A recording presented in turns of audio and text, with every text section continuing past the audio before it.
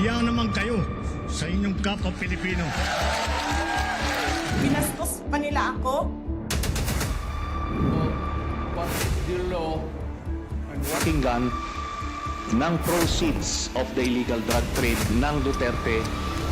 The law enforcement, the highest law enforcement official being head of PNP. Yeah. Now you're hiding this scoundrel, this fugitive. Ako nakikitang mali. Wala talaga. Kasi gano'n ginagawa ng tatay ko, ng kapatid ko, ng kaibigan ko.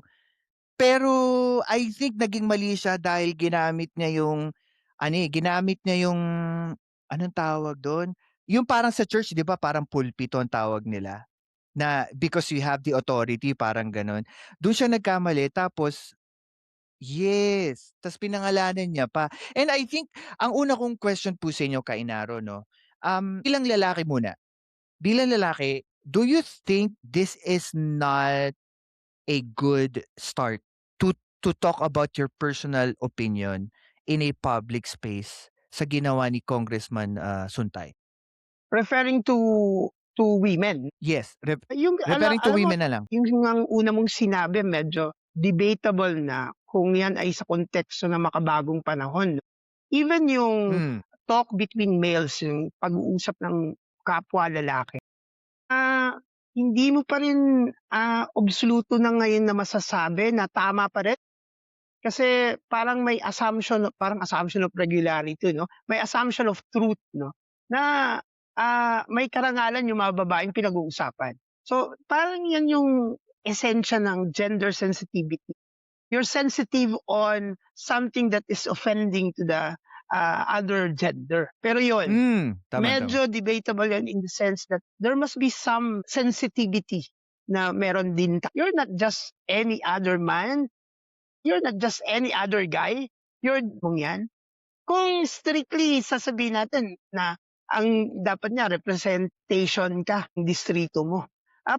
Sila ba papayag din sa the way you said the statement, no? So, tatlong infraction. Una, yung sensitivity mo bilang lalaki.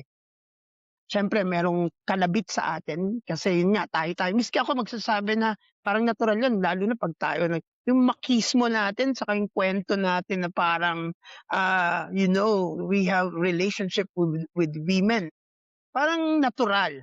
Pero that's ang medyo check doon is sensitivity. Pero para sa akin kasi, I think this is yung, sa akin para pong debatable, and I want to ask your opinion about this. I think na sa punto na siya po ay opisyal ng gobyerno, mali yun. Pero kung tatanggalin natin yung pagiging opisyal niya ng gobyerno, sa akin, 50-50 ako na okay yung ginawa niya sa hindi okay. Kasi ano po yun yung pag sa Kongreso, research person, pwede kasi pumatik yun at sa joke kasi hindi naman yun considered as like statement ng isang government official. Niyo po dyan. Ako, babalik ako rin sa issue ng sensitivity. Check din whether tayo naman dalawa nagkakaintindihan. Pero check din on both of us.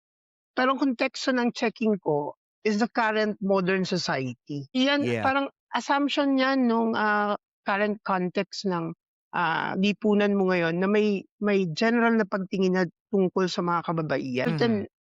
There's certain things like general truth o universal truth, yung paggalang, yung karangalan, yung pagkakapantay. General truth yan. Truth yan sa lahat ng panahon, truth sa lahat ng pagkakataon. Tama ay tama, ang mali ay...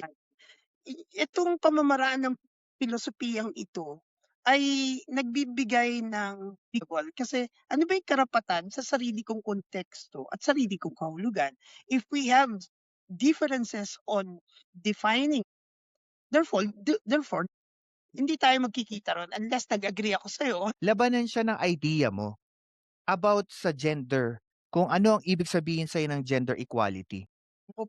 I want you to guide me. It's a thought process.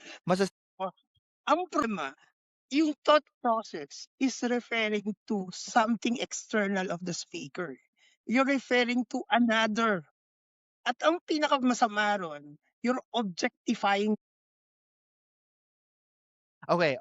Kainaro, ang ganda niyan. What is objectifying?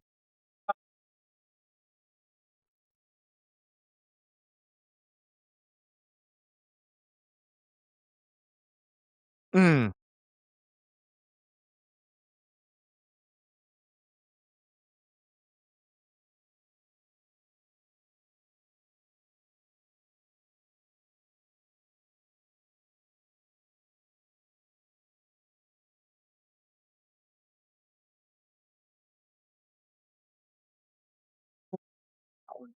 So, yun yung actually it goes beyond kaya nga yung pagkakamali ng isang lalaki objectifying female is the same pagkakamali of female objectifying males.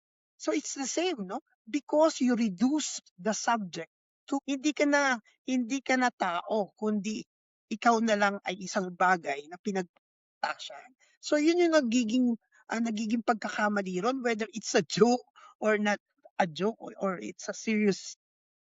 So hindi siya pa doon bumabagsak